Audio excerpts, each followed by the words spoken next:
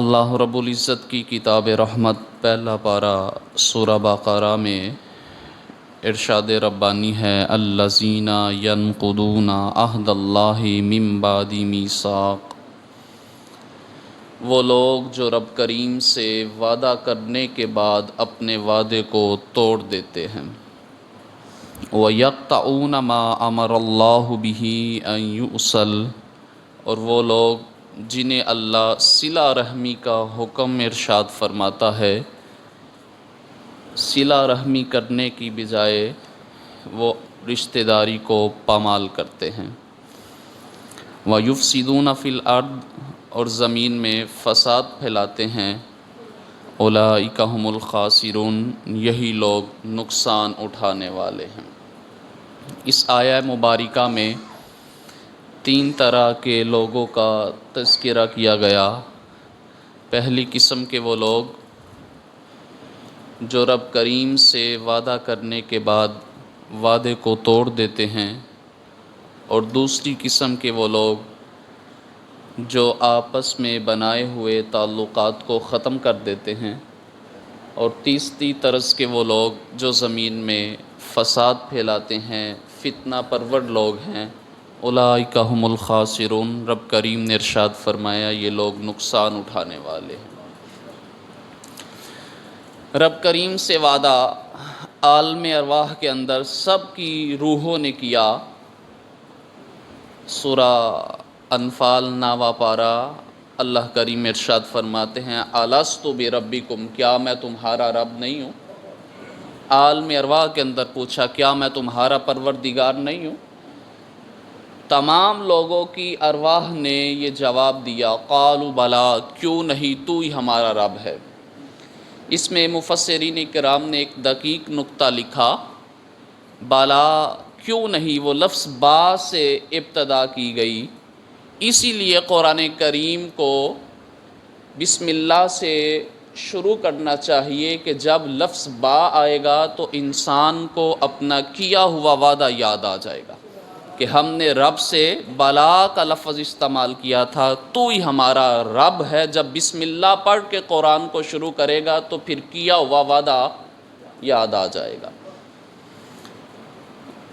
سب نے کہا تو ہی ہمارا رب ہے۔ جب اپنے اپنے وقت پہ دنیا میں آئے تو بہت سارے مذاہب قائم ہو گئے، بہت سارے لوگ معاذ اللہ اللہ کا انکار کر بیٹھے، کوئی بتوں کو پوجنے لگا، کوئی آگ کی عبادت کرنے لگا، کوئی سورج کے سامنے ماتھا ٹیکنے لگا، کوئی چاند کو رب کہہ بیٹھا معاذ اللہ۔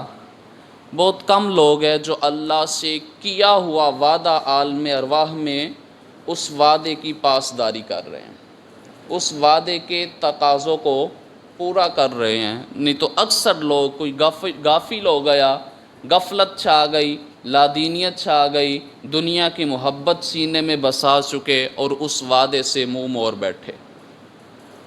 وعدہ انسان کی ذات کو پائیدار کرتا ہے۔ وعدہ ایک ایسا عمل ہے کہ اگر انسان وعدہ نبھا لے تو لوگ اس کی باتوں پہ یقین کرتے ہیں، اگر وہ وعدہ توڑ دیتا ہے تو لوگ اس کے جملوں کو اچھا سمجھتے نہیں ہیں، معاشرے کے اندر اس کو اچھی نظر سے دیکھا نہیں جاتا۔ لوگ کہتے ہیں ایک مجلس میں بیٹھ کے یہ بندہ وعدہ کرتا ہے اور دوسری محفل میں بیٹھ کے یہ وعدے کا پاس بھی نہیں کرتا، اپنے زبان سے نکالے گئے جملوں کا یہ تقدس بھی برقرار نہیں رکھتا۔ لوگ کہتے ہیں ایک سٹیج پہ ایک موقف بیان کیا، دوسرے سٹیج پہ جا کے بندے نے اپنا مذہبی نظریہ ہی چینج کر لیا، بات بات پہ بدل جانے والے بندے کا معاشرے کے اندر کوئی معیار اور مقام، اس کا وقار باقی بچتا۔ یہ موضوع اس لیے حساس ہے کہ اس کا ہماری زندگی کے ساتھ تعلق ہے۔ ہر شعبے سے وابستہ لوگ، کاروباری حضرات ہیں، کسی بھی شعبے سے منسلک لوگ بات بات پہ وعدہ اور قسم اٹھاتے ہیں، اور ہمارے پاکستان کے اندر تو کسی سے پوچھا جائے نا کتنی دیر میں آتے ہیں تو 2-3 چیزیں لوگوں نے رٹی ہیں، کہتے ہیں 2 منٹ کے اندر آیا۔ ابھی بس 10 منٹ کے لیے یہ موٹر سائیکل دے چونک سے چکر لگا کے واپس آیا، اس بندے نے نیکی کی، موٹر سائیکل دے دی، چونک کا سنا، اس نے کہا یہاں سے آ جائے گا واپس، وہ بیچارہ انتظار کرتا رہا اور یہ پورا شہر گھوم کے واپس آیا۔ آئندہ جب موٹر سائیکل مانگنے آئے گا تو پھر اس بندے نے دینا، دو چار بندوں سے ایسا معاملہ کیا تو لوگ سمجھ جائیں گے کہ یہ بندہ اپنی زبان کا پکا، یہ اپنے جملے جو دیتا ہے ان کا ہی لحاظ نہیں کرتا، یہ اپنے وعدے کے تقاضوں کو پورا نہیں کر پاتا۔ قرآن پاک میں سورہ بنی اسرائیل میں ارشاد ہے وَأَوْفُوا بِالْعَهْدِ إِنَّ الْعَهْدَ كَانَ مَسْئُولًا، اللہ کریم نے ارشاد فرمایا اپنے وعدوں کو پورا کرو، رب کریم تم سے وعدوں کے بارے دریافت فرمائے گا۔ بندہ وعدہ کس کے ساتھ کرتا ہے؟ بندے کے ساتھ وعدہ کر رہا ہوتا ہے کہ میں اتنے وقت پہ آؤں گا، فلاں ٹائم پہ مجھ سے یہ پیسے لے لینا، فلاں ٹائم پہ میں تیرے ہاں آ جاؤں گا، لیکن پھر اس دی ہوئی زبان، وہ جملے، وہ وعدے کا تقاضا اور اس کو پاس نہیں کرتا۔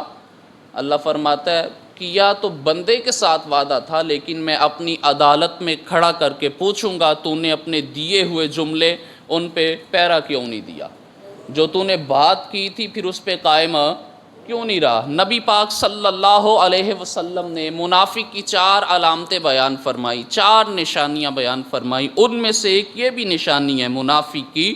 حضور علیہ السلام نے ارشاد فرمایا جب بھی وعدہ کرتا ہے وعدہ توڑ دیتا ہے، وہ اپنے وعدے کی پرواہ نہیں کرتا۔ یہ بڑا ویک پوائنٹ ہے، بندے کے کردار کو دبا لگا دیتا ہے، بندے کی شخصیت ابھرتی نہیں ہے، بندے کے جملوں میں تاثیر نہیں رہتے، اس کی باتوں پہ لوگ پھر یقین نہیں کرتے، لوگ اعتماد کرنا چھوڑ دیتے ہیں۔ لوگ کہتے ہیں اس بندے سے بھی کوئی بات کرے گا، جو بندہ اپنی بات پہ بھی پیرا نہیں دے سکتا، اپنی بات کا پکا نہیں ہے۔ نبی پاک صلی اللہ علیہ وسلم کے پاس ایک صحابی کھڑے تھے، دور سے ایک بچے کو دیکھا اور اسے بلایا، کہا بیٹا میرے پاس آؤ میں تمہیں چیز دیتا ہوں۔ وہ بچہ دوڑتا ہوا آیا، بچہ لالچ کا ہوتا ہے، بچہ قریب آیا، وہ صاحب نے اپنی جیب میں ہاتھ ڈالا اور ایک کھجور نکال کے اس بچے کو دے دی۔ نبی پاک صلی اللہ علیہ وسلم نے ارشاد فرمایا اگر تیرے پاس کھجور نہ ہوتی تو پھر کیا کرتا؟ عرض کرتا حضور اگر نہ ہوتی میں نے صرف بچے کو بلانا تھا، بچہ آ گیا، میں نے تو بہلایا تھا، ایک بہانہ بنایا تھا، وہ آ گیا۔ حضور نے ارشاد فرمایا صرف بہانہ نہیں، اگر تیرے پاس کھجور نہ بھی ہوتی، کوئی چیز نہ بھی ہوتی، تو میری شریعت کا دستور اور قانون یہ کہتا ہے کہ تو اس کو وہ چیز دے جس کا تو نے اسے وعدہ کیا تھا۔ عرض کرنے لگا حضور وہ بچہ ہے، نہ سمجھ ہے، تو میرے محبوب علیہ السلام نے ارشاد فرمایا وہ نہ سمجھ ہے تو سمجھدار ہے، وہ بچہ ہے تو بالغ ہے، اسے عقل نہیں ہے، تو عقل مند ہے، اور وعدہ کون کر رہا ہے؟ وہ بچہ نہیں کر رہا، وعدہ تو کر رہا ہے۔ پاس بھی وعدے کا لحاظ رکھنا بھی یہ تیری ذمہ داری ہے۔ تو بہت سارے لوگ رب کریم سے وعدے کیے ہوئے آپس کے معاملات، لین دین کے معاملات میں بھی وعدہ کرتے ہیں، پھر اپنے وعدوں کا، جملوں کا، کہی ہوئی بات کا لوگ لحاظ نہیں رکھتے۔ اللہ کریم نے قرآن پاک میں ارشاد فرمایا الذین ینقضون عہد اللہ من بعد میثاق، رب کریم سے پکا وعدہ کرنے کے بعد کچھ لوگ وعدے کو توڑ دیتے ہیں۔ وعدہ پہلے نمبر پہ کرے ہی نہ، اگر کرنا ہے تو پھر سوچ سمجھ کے وعدہ کرے۔ بعد میں بندہ جو ہیلے رکھتا ہے، بہانے رکھتا ہے، دلیل و حجت قائم کرتا ہے، طرح طرح کے 2 دن کا وعدہ کیا وہ 6 دن لگ گئے، تو پھر بندہ بعد میں ترلا منت کرتا ہے، معذرت کرتا ہے، تو یہ موقع آپ خود نہ دیں۔ آپ پہلے سوچ لے کہ میں وعدہ کرنے لگا ہوں، کیا میں اس وعدے پہ پورا اتر سکتا ہوں کہ نہیں۔ وَيَقْطَعُونَ مَا أَمَرَ اللَّهُ بِهِ أَن يُوصَلَ، دوسری چیز اللہ کریم ارشاد فرماتا ہے کہ رشتہ داروں کے ساتھ صلہ رحمی کرے، حسن سلوک کرے۔ رشتہ انسان خود نہیں بناتا، رب کریم اس بات پہ قادر ہے جس طرح آسمان سے بارش کے قطرات ٹپکا سکتا ہے بندوں کو بھی نازل فرما سکتا تھا، جس طرح زمین سے پودوں کو اگانے کی قدرت رکھتا ہے، اسی طرح زمین سے بندوں کو اگا سکتا تھا، لیکن اس کی منشاء کاملہ نے، اس کی حکمت نے ایک مرد اور عورت کے میلاب سے حضرت انسان کا وجود مارز میں آیا، ایک وجود آیا۔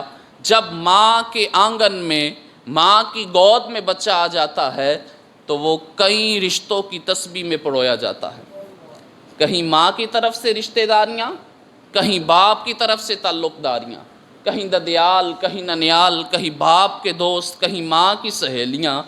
تو جب وہ ماں کے آنگن میں آ جاتا ہے تو اللہ کی طرف سے وہ ایک رشتوں اور نعتوں کی تسبیح میں پرو دیا جاتا ہے۔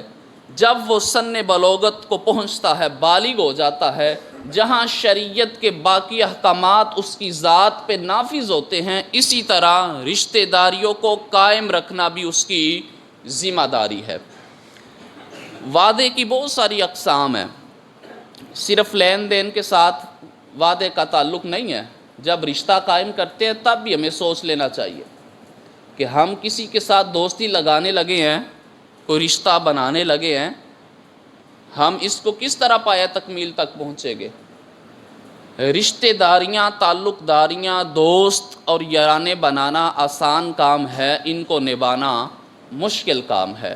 اوکھے سوکھے حالات آ جاتے ہیں، پھر بندے کو دنائی کی ضرورت ہوتی ہے، پھر حکمت کی ضرورت ہوتی ہے، پھر مصلحت کی ضرورت ہوتی ہے کہ یہ رشتہ میں نے کس طرح بچا کے رکھنا ہے، اس رشتے پہ میں نے کون سی زبان استعمال کرنی ہے، اس موقع پہ میں نے کیا بات کرنی ہے، یہ رشتہ ٹوٹ نہ جائے۔ بہت سارے رشتے حساس ہوتے ہیں، لیکن بندہ کوئی جملے کہہ بیٹھتا ہے، وہ رشتے ٹوٹ جاتے ہیں۔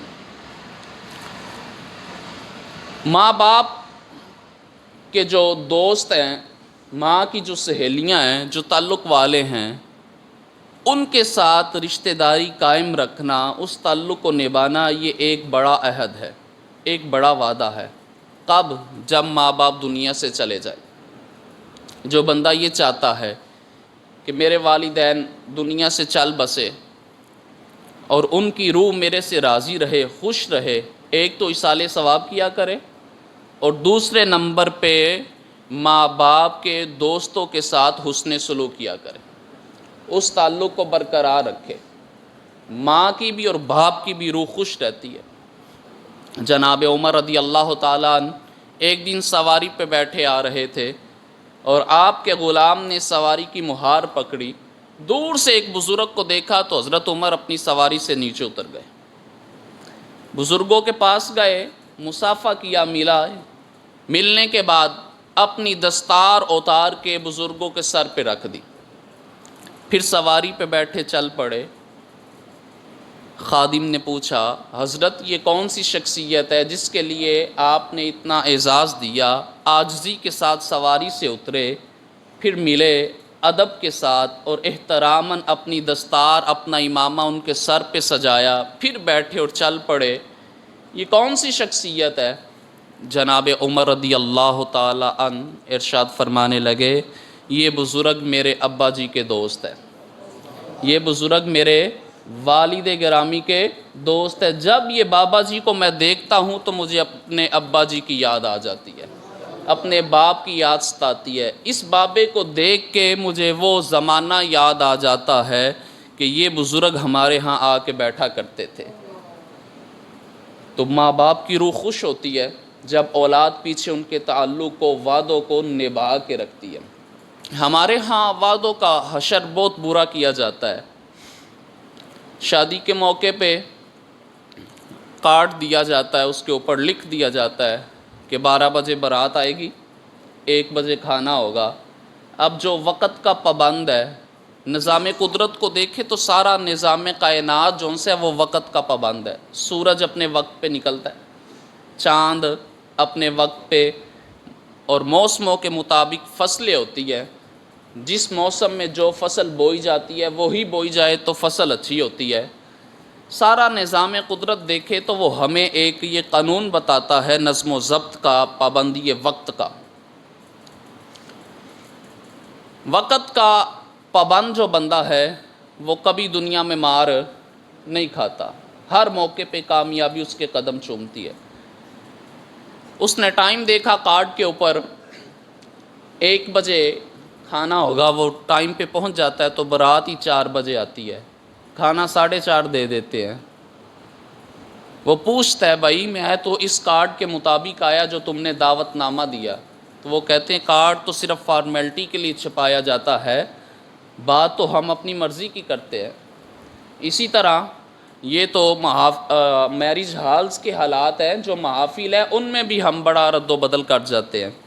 ٹائم ہوتا ہے مغرب کے بعد جلسہ ہوگا، مغرب کے بعد لوگ آ جاتے ہیں اور خطیب صاحب ہی لیٹ آتے ہیں، وہ عشاء کے بعد آتے ہیں، رات گئے تک پروگرام چلتا ہے۔ وعدوں کی پاسداری ہمارے ہاں بھی نہیں۔ ختمات شریف اصالِ ثواب کے لیے ہوتے ہیں، فلاں صاحب انتقال کر گئے، ان کے قل شریف کی بزم اصالِ ثواب کے لیے 3 10واں چہلم فلاں مسجد میں 8 بجے پڑھا جائے گا۔ مطلب یہ ہے کہ 8 بجے ختم پڑھنا شروع کر دیا جائے۔ جب 8 بجے کا اعلان ہے تو 8 بجے شروع کر دیا جائے، لیکن نہیں، جن لوگوں کے حوالے مائک ہوتے ہیں وہ 12 بجا دیتے ہیں۔ جو مزدور آدمی ہے اگر وہ ختم کی محفل پہ نہیں آئے گا تو رشتہ داری لوگ ختم کرنے پہ آ جاتے ہیں کہ ہمارے ابا کا ختم تھا اور تجھے محنت مزدوری کی پڑی تھی۔ وہ مزدور بیچارہ 8 بجے آ جاتا ہے۔ اب آگے جن کے حوالے مائک ہے وہ 12 بجا دیتے ہیں، اس مزدور نے مزدوری کر کے اجرت لا کے رات کو اپنی اولاد کو کھانا کھلانا تھا، وہ 12 بجے تک یا بیٹھا اور اس کے دن کی دیاری زائل ہو گئی، ضائع ہو گئی، اس بیچارے کا کون ذمہ دار ہے؟ ختم جون سا ہے یہ مستحب عمل ہے، یہ مسئلہ یاد رکھے۔ لوگوں نے معاذ اللہ ختم قل شریف کا ہو، چہلم کا ہو، ان کو فرضوں سے بھی زیادہ اہمیت دے دی ہے۔ جمعے کا روز ہے، ختم پاک رکھ لیتے ہیں، جمعے کی نماز پڑھنے کے لیے بچہ نہیں آیا، جمعہ جب ہو جاتا ہے مولوی صاحب کو بلا کے لے جاتے ہیں ختم پڑھنے کے لیے، تو بچہ کاٹن کا سوٹ پہن کے ٹوپی پہن کے ساتھ بیٹھتا ہے جیسے اس سے بڑا کوئی دین کا درد والا ہے ہی کوئی نہیں ہے۔ جب پوچھا جائے بھائی جمعہ نہیں پڑھنے آئے تو وہ کہتے ہیں میں تو نائی کے پاس کھڑا تھا، نائی کو سودا صرف لا کے دینا تھا، مہمان آنے تھے میں نے ریسیو کرنے تھے۔ بھائی یہ ختم جون سا یہ ضروری نہیں ہے، اگرچہ ہم دلاتے ہیں، یہ مستحب عمل ہے۔ اور اس میں ایک اور بات یاد رکھے، جیسے حالات چل رہے ہیں لوگ معاشرے میں یا رشتہ داری میں اپنی پگڑی اونچی رکھنے کے لیے قرضہ بھی اٹھا کے ختم دلاتے ہیں، اس طرح کی رپورٹس بھی ہمارے ہاں آتی ہے، تو یہ صراحتاً سراسر گناہ ہے۔ قرضہ اٹھا کے ختم دلانا یہ گناہ ہے۔ کس طرح گناہ ہے؟ ختم تو ایک پانی کے گلاس پہ بھی پڑھا جا سکتا ہے، بول لیں پڑھا جا سکتا ہے اصالِ ثواب کے لیے، 2 روٹیاں ہو تو ختم پڑھا جا سکتا ہے۔ یہ قرضہ اٹھا کے پھر 2 سال قرضہ اتارتے رہنا، لوگوں نے نہیں دیا، بینک سے سود کا پیسہ لے لیا ابا جی کے اصالِ ثواب کے لیے، تو اس پہ کوئی ثواب نہیں ہوگا، اس پہ گناہ ہوگا۔ شریعت نے یہ سختی والا قانون رکھا نہیں ہے، جتنی طاقت ہے اتنا کام کر لیں، لیکن لوگ اس طرح کے معاملات کرتے ہیں کس لیے؟ ریاکاری کے لیے۔ ریاکاری صراحتاً گناہ ہے، نمود و نمائش کے لیے کہ ہمارا اعلان ہو جائے کہ فلاں صاحب نے بڑا اچھا ختم دلایا اور بڑا اچھا پرتکلف کھانا پیش کیا ہے۔ ان چیزوں کی کوئی ضرورت نہیں ہے۔ ختم کا مقصد یہ ہے چند لوگ بیٹھ کے فاتحہ شریف پڑھ کے میت کے لیے دعائے خیر کر دے، دعائے مغفرت کر دے، اصالِ ثواب مقصد ہے کہ اس کو ثواب پہنچایا جائے، نہ کہ پرتکلف کھانے کھائے جائے۔ تو معاشرے کے اندر بہت ساری چیزیں جو سی ہیں وہ غلط رائج ہو چکی ہیں۔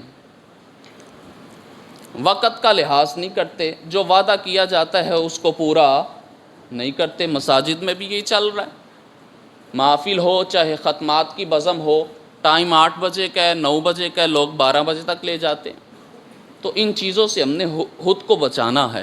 جو زبان سے جملہ نکل جاتا ہے وہ دوبارہ آ سکتا، تیر سے نکلا ہوا کمان کبھی دوبارہ آتا، زبان سے نکلا ہوا جملہ دوبارہ اور بدن سے نکلی ہوئی روح بھی دوبارہ نہیں آتی۔ تو ہم نے ان باتوں پہ خود پیڑا دینا ہے۔ جب رشتہ کرنے لگے تب ہمیں سوچنا چاہیے، تعلق بنانے لگے تب سوچنا چاہیے، وعدہ کرنے لگے تب سوچنا چاہیے کہ ہم اس وعدے کو پورا کر سکتے ہیں کہ نہیں۔ نبی پاک صلی اللہ علیہ وسلم نے وعدوں کو بھی نبھایا۔ وعدوں کی پاسداری کے لیے حضور 3 دن ایک چونک میں کھڑے رہے۔ جناب اسماعیل کی ہسٹری کو پڑھا جائے تو 3 سال تک صبح و شام آ کے ایک بندہ آپ سے وعدہ کر کے چلا گیا کہ میں صبح آؤں گا، تو ہر صبح 3 سال تک جناب اسماعیل علیہ السلام صبح آ کے اس جگہ پہ کھڑے ہو جاتے، نہ جانے وہ بندہ آج آ جائے۔ اتنی اہمیت ہے اسلام میں۔ تو ہم نے ان کو فارمیلٹی کے لیے چند جملوں کو رکھا ہے، 2 منٹ 5 منٹ تک ہم واپس آئے، اور بیچارہ انتظار کرتا رہتا ہے کب 5 منٹ ہوں گے اور کب وہ واپس آئے گا۔ دوسری بات، جب وعدہ کر لے اس کو نبھائیں، تعلق بنا لے تو پھر اس کو نبھائیں۔ نبی پاک صلی اللہ علیہ وسلم نماز ظہر ادا فرمانے کے بعد کچھ دیر کے لیے حضور قیلولہ فرمایا کرتے تھے، آرام فرمایا کرتے تھے۔ جناب عمر ارشاد فرماتے جو بندہ ظہر پڑھنے کے بعد کچھ دیر کے لیے آرام کر لے، یہ اس کو رات شب بیداری نماز تہجد ادا کرنے میں صبح کا آرام جو سا ہے اس کو تقویت عطا کر دیتا ہے، بندہ تہجد پڑھنے میں آسانی محسوس کرتا ہے۔ نبی پاک صلی اللہ علیہ وسلم آرام فرمانے کے لیے سیدہ عائشہ کے حجرے میں تشریف لے آئے۔ کچھ وقت گزرا تو ایک بوڑھیا لاٹھی کا سہارا لیتے ہوئے حضور علیہ السلام کے حجرہ انور میں داخل ہوئی۔ نبی پاک صلی اللہ علیہ وسلم نے بوڑھیا کا استقبال کیا، اس کو بٹھایا، فرمایا عائشہ کوئی چیز ہے کھانے کے لیے تو پیش کی جائے۔ عرض کی حضور ہمارے ہاں تو کچھ بھی نہیں۔ فرمایا دیگر ازواج سے پوچھا جائے، ان سے پتہ کروائے تو کچھ نہیں ملا۔ تو میرے محبوب صلی اللہ علیہ وسلم نے ارشاد فرمایا عائشہ اب فاطمہ کے گھر جاؤ اور فاطمہ سے بولنا کہ محمد عربی صلی اللہ علیہ وسلم کے مہمان تشریف لائے ہیں، حضور کے مہمان آئے ہیں، کوئی چیز ہے تو کھانے کے لیے ضیافت کے لیے پیش کی جائے۔ سید عائشہ گئی، حضرت فاطمہ کے ہاں چند کھجوریں ملی، لے کے آئی، حضور نے آگے رکھی۔ مصطفیٰ علیہ الصلاۃ والسلام نے سر کو جھکا لیا، نگاہیں جھکا لی، اس بڑھیا کی باتوں کو سننے لگ گئے۔ سید عائشہ ارشاد فرماتی ہے میں تعجب اور حیرت میں کھو گئی، یہ کون خوش بخت وہ بی بی ہے، حضور کے آرام کرنے کا وقت ہے اور یہ حضور کو باتیں سنا رہی ہے، حضور سر جھکا کے اس کی باتوں کو سن رہے ہیں۔ فرماتی ہے عصر کا وقت قریب ہوا تو بوڑھیا نے خود جانے کی اجازت طلب کی۔ حضور میں جا سکتی ہوں؟ تو نبی پاک صلی اللہ علیہ وسلم نے حضرت بلال کو بلایا، ایک تھیلے میں کچھ سامان محبوب نے ڈلوایا، حضرت بلال کے ہاتھوں میں تھمایا، فرمایا بلال یہ تھیلا تو اٹھا، بوڑھیا آگے چلتی ہے، اس کی منزل تک یہ تھیلا چھوڑ کے واپس آ جانا۔ حضرت بلال چل پڑے۔ نبی پاک صلی اللہ علیہ وسلم آرام کے لیے لیٹے۔ حضرت عائشہ فرماتی ہے بے چینی سی تھی کہ حضور سے پوچھوں تو صحیح یہ کون خوش بخت بی بی ہے جو آئی، آپ نے اسے وقت بھی دیا، اس کی باتوں کو سنا، اس کی ضیافت بھی کی، جب وہ جانے لگی تو تحفے تحائف بھی دے کے بھیجا۔ فرماتی میں مصطفیٰ علیہ السلام کے قریب آئی، دیکھتی کیا ہوں حضور علیہ الصلاۃ والسلام کی آنکھوں سے آنسو چھلک رہے ہیں، حضور رو رہے ہیں، آنکھوں سے آنسو برس رہے ہیں۔ میں نے عرض کی ہے حضور میں قربان جاؤں، بڑھیا کے آنے پہ آپ مسکرانے لگے اور اس کے جانے پہ آنسو بہانے لگے، یہ کون خوش بخت بی بی ہے؟ تو نبی پاک صلی اللہ علیہ وسلم نے ارشاد فرمایا عائشہ یہ بی بی میری پہلی با وفا بیوی حضرت ختیجہ الکبریٰ کی سہیلی ہے، حضرت ختیجہ الکبریٰ کی سہیلی ہے، یہ ان کے زمانے میں ہمارے گھر آیا کرتی تھی، اسی طرح ختیجہ کام کاج چھوڑ کے اس کے پاس بیٹھا کرتی تھی، اس کو کھانے کے لیے کچھ دیا کرتی تھی، اس کی باتوں کو سنا کرتی تھی، اور جب یہ جانے لگتی تھی تو ختیجہ اسے تحفے دے کے بھیجا کرتی تھی۔ آج پھر عرصہ دراز کے بعد یہ بوڑھیا اسی گھر میں آئی، لیکن ختیجہ اللہ کے حکم سے دنیا میں موجود نہیں ہے، ختیجہ تو نہیں مل سکی، لیکن ختیجہ والا پیار، ختیجہ والی وفا میں نے اس عورت کے ساتھ کی ہے، وہی سلوک کیا جو ختیجہ اس کے ساتھ سلوک کیا کرتی تھی، تاکہ اس کو ختیجہ کی کمی محسوس نہ ہو۔ تعلق بنانا بڑا آسان کام ہے، پھر تعلق کو نبھانا اوکھا کام ہے، اور اصل کام ہی یہ ہے کہ جب بندہ وعدہ کر لے پھر اس وعدے کو پورا کرے۔ ان العہد کان مسئولا، بے شک اللہ تم سے وعدوں کے بارے دریافت کرے گا۔ وعدہ تو بندے کے ساتھ کیا جاتا ہے، لیکن رب کریم اپنی عدالت میں کھڑا کر کے جو لوگ وعدے کی خلاف ورزی کرتے ہیں ان سے پوچھے گا کہ تم نے یہ جملے دیے، تم نے یہ قول و قرار کیا، یہ عہد و پیمان کیا، پھر تم اس پہ پورے کیوں نہیں رہے، پھر تم اس پہ پیرا کیوں نہیں دیتے رہے، پھر تم اس کے پابند کیوں نہیں رہے؟ تو یہ انسان سے پوچھا جائے گا، زندگی کے کسی بھی شعبے سے وہ تعلق رکھتا ہے۔ حضرت خواجہ ابو الحسن خرقانی رحمۃ اللہ تعالی علیہ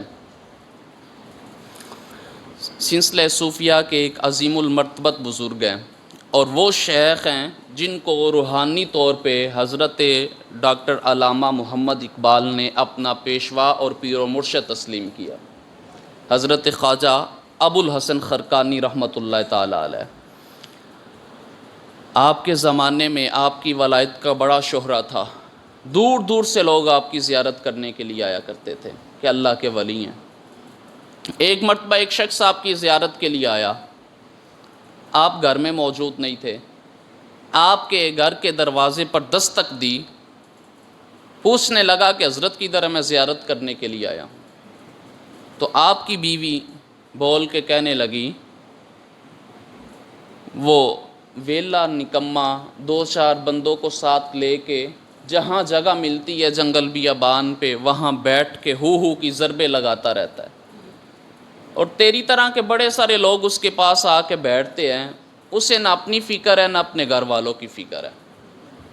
آنے والا بڑی عقیدت کے ساتھ آیا، یہ جواب ملا، دل ٹوٹ گیا کہ اس کی بیوی ہی اس کے خلاف چل رہی ہے، وہ بندہ کیسے اللہ کا ولی ہو سکتا ہے جس کے گھر والے اسے نہیں مانتے؟ انسانی خیالات ہیں نا، آ جاتے ہیں۔ یہ خیال آ گیا کہ زمانے میں ان کی ولایت کے شہرے ہیں، چرچے ہیں، اور گھر والے ان کی عزت ہی نہیں کرتے، چل واپس چلے، اس بندے کو کیا ملنا ہے جس کے گھر والے بھی اس کی عزت کا پاس نہیں کرتے۔ چلنے لگا واپس، پھر خیال آیا اتنی دور سے پیدل سفر کر کے آیا ہے، چل کوشش کر، ہو سکتا ہے کہ ملاقات ہو جائے۔ جنگل کی طرف رخ باندھا، چلنے لگا تو دیکھتا کیا ہے، سامنے سے ایک ہستی آ رہی ہے جو شیر پہ بیٹھی ہے اور ہاتھ میں سانپ کو پکڑا ہے، شیر پہ بیٹھی ہے اور ہاتھ میں سانپ کو پکڑا ہے۔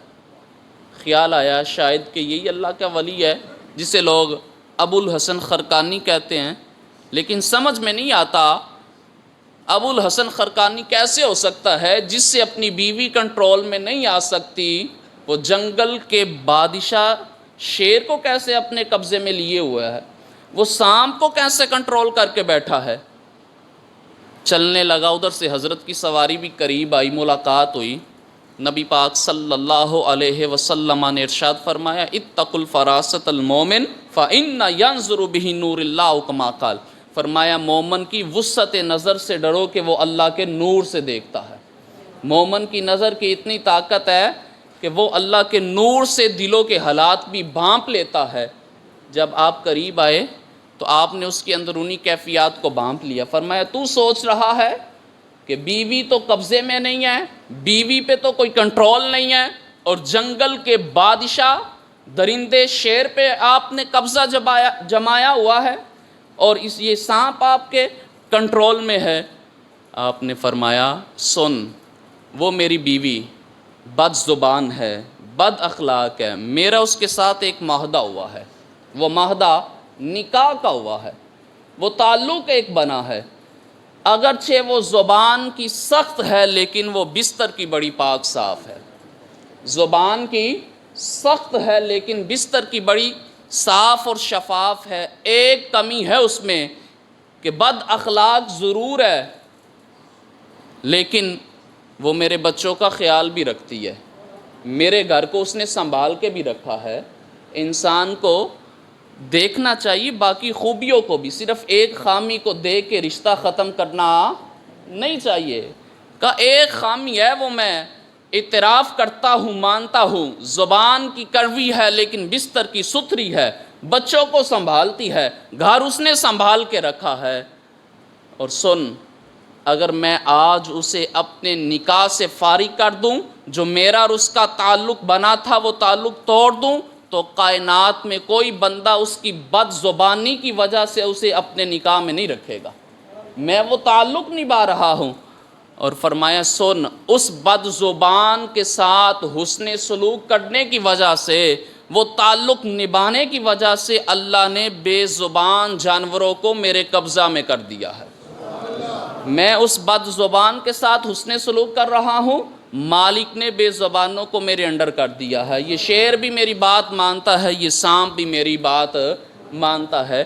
تو بہت سارے حالات ایسے ہوتے ہیں جو انسان کی طبیعت برداشت نہیں کرتی، لیکن ان حالات کو اللہ کی رضا کے لیے برداشت کرنا پڑے گا۔ اس میں بہتری ہوتی ہے، اس میں حکمت ہوتی ہے، بندے کی سوچ اتنی نہیں ہوتی۔ مالک جو کرتا ہے بندے کے حق میں بہتر کرتا ہے۔ فصل والے جو ان سے ہیں جنہوں نے کھیت کاشتکاری کی ہے، وہ کہتے ہیں کہ بارش ہو جائے، اور جو بٹھے کے مالکان ہیں وہ کہتے ہیں بارش نہ ہو۔ تو ہر بندہ اپنی ڈیمانڈ کرتا ہے، مالک نے تو سب کو رکھنا ہے، کون سی چیز کس وقت کس کے حالات میں بہتر ہوگی۔ تو جو وعدہ کرے اس وعدے کو پورا کرنا چاہیے۔ یہ ایمان والوں کی بہترین صفت اور علامت ہے کہ وہ اپنے دیے ہوئے جملوں سے پھرتے نہیں ہیں، کیے ہوئے عہد و پیمان کو توڑتے نہیں ہیں۔ جو قول و قرار کر لیتے ہیں پھر اس پہ وہ کار بند اور استقامت اختیار کرتے ہیں۔ رب کریم عمل پیرا ہونے کی توفیق عطا فرمائے۔ وآخر دعوانا ان الحمد للہ رب العالمین۔